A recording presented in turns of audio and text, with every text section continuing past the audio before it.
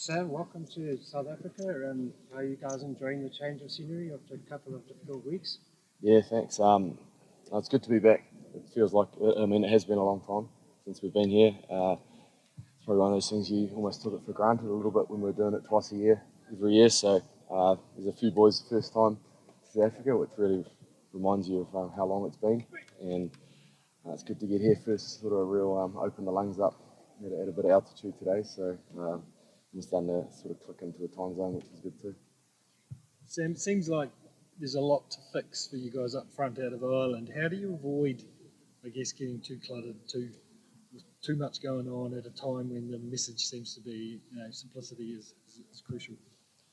Yeah, it may seem like there's a lot to fix from the outside potentially, but in camp we've got a couple of really clear focuses, and often when you get what you'd say like the big rocks of a four-pack right, a lot of those other smaller things which may seem like issues sort of sort themselves out. So I think the hardest bit after the last game was actually going home for a week. As much as we needed the break from it all, it was so good to get back in Wellington for that 2-day camp and start putting some work in to fix things and start moving forward. I suppose it didn't feel like we could really move forward until we started trying to improve and get things right. So we had a good few days down there.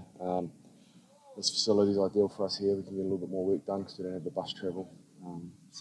We're chipping away at some things. I wanted to ask, how good is this environment, the fact that you're pretty much isolated from everything and almost anyone, and does it help the team to get a bit tighter? How big an advantage is it for you guys? It's certainly different. I think it helps in the sense that some days could be spending up to an hour and a half on the bus each day to and from training, and then gym session as well. So it's all on site. It's been good for us, and it's a pretty awesome facility. We're lucky to be here. Sam, it has been a wee bit unusual period for the All Blacks, 4 defeats in the last 5 games. What have you done to make sure that confidence doesn't just totally collapse this week and moving forward? Yeah, good question. It's I think it's important that we, like I alluded to a little bit earlier, that we don't focus on all these things that are going wrong, because the truth is there's not heaps of things that are going wrong, and the top teams are small margins between games. For example, the last game we lost by 10, but we led in 2 rolling more tries, which as an All Black 4-pack is something we don't see as acceptable. So we fix something like that, and that's one big rock that we've sorted out. So all we do is just focus on what we do, and there's actually like a lot of stuff we are doing well. So focus on that as well, instead of always drilling down on what's not going well. Sam, is it fair to say that this fixture is the one that brings the best out of both teams and therefore comes at a pretty important time for you? Yeah, it's pretty fair to say, I reckon. I just think these test matches over here are some of the toughest test matches I've been involved in. I love playing South Africa over here. I think any time where a test match is super tough, it's most enjoyable when you walk off the field knowing that you've absolutely given everything. I know that it'll be like that on Saturday. And Jason Ryan has been in the camp a very short period of time, but has worked with a lot of these players. And how important has that different voice been, especially amongst you forwards? Yeah, Jason's been outstanding. He's come in and just sort of taken control and found his feet straight away. He's clearly very knowledgeable and knows what he wants out of our forward pack. So I feel like we've made some good strides already in the last couple of days. And just the Springboks and what you've made of them, you've obviously seen what they've done against Wales. They've had some challenges of their own. Do you think that this fixture brings the best out of them as well? Yeah, I think so. I think they'd probably agree with that too. Obviously against Wales, they made a few changes between test matches. They've got an incredible amount of depth in their squad. And I think we know what we're going to get when we play the Springboks. A confrontational, physical battle. And you just have to, we're looking at the footage, big men coming around the corner, running hard, cleaning hard, and then some of the skill in the midfield and outside backs, skill and speed is right up there, the best in the world. So they're the full package. Sam, how are you bearing up? Because, in the wake of obviously this series defeat, there's been a lot of negativity, and obviously it can be hard. And coach and captain cop a fair bit of it, would be fair to say, and you're probably well aware of that. Just how are you handling it personally, and just what have you made of it all, and does it have any impact on you? I've been doing all right. I think the best thing I've found is not to engage or read in any articles or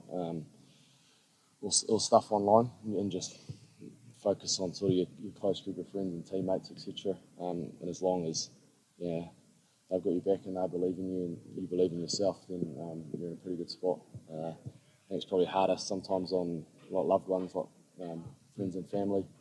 But myself, I've been all good.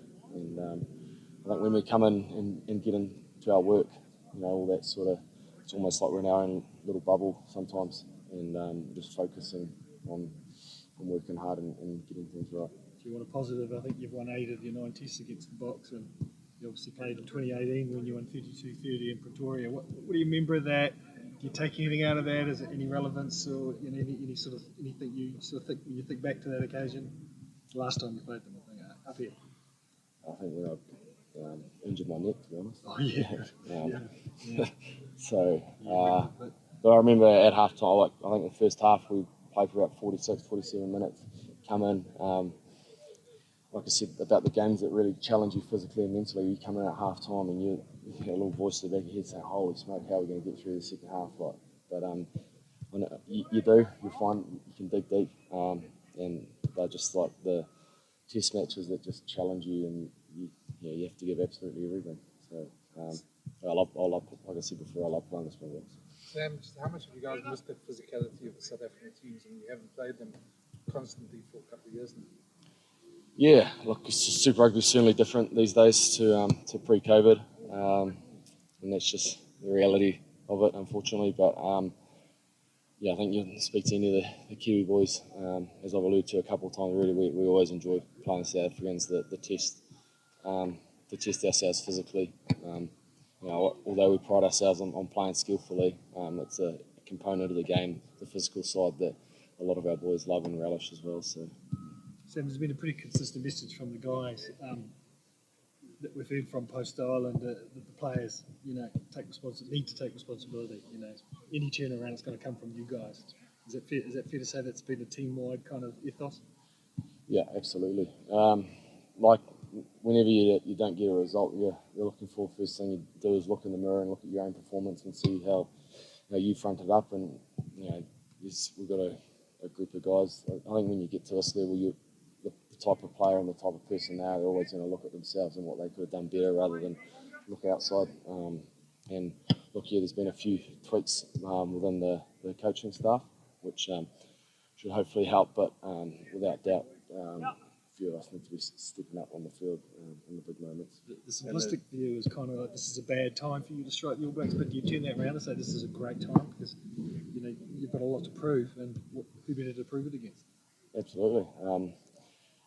To have I suppose it's a mini series, two tests in South Africa.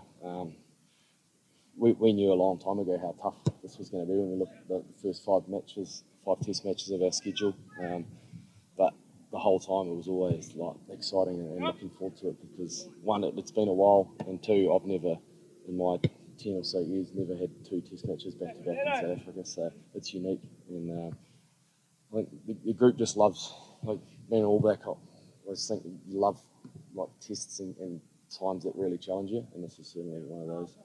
Just to follow on to that, this new format of Rugby Championship is going to give that opportunity for every country. Do the players embrace that? Do they enjoy the fact that you've got these back-to-back games? And just secondly, how wonderful is it to be unrestricted, given what you all went through? Springboks, All Blacks, Wallabies, everybody last year to actually be here and be able to train and to roam. Yeah, it's pretty good. I mean, the old format, when we used to go to Argentina and then we'd come from Argentina to here, but it's a tough haul. You got 3, New Zealand, RG, South Africa, back home, 4 different time zones effectively, and in 4 weeks there's tough times. So to get here and get settled in, hopefully adjust to a bit of altitude and have 2 weeks here against one of the best teams in the world is awesome. And then to not have those sort of restrictions. And I know tomorrow on our day off we've had sort of 3 days of training here now. A lot of guys going to Kruger Park, freshen up, get out and experience South Africa. It would be great for us to, because I think back to last year where the boys had sort of 12, 13 weeks on the road, but pretty confined to the hotels. It can be draining.